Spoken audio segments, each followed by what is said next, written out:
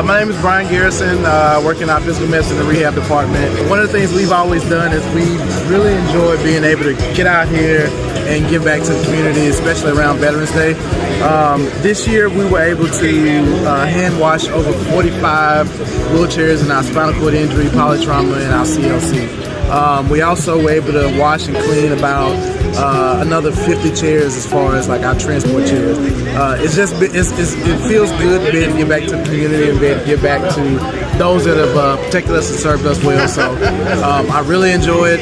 This is something that I wish that more of our employees would take part in and be able to enjoy it.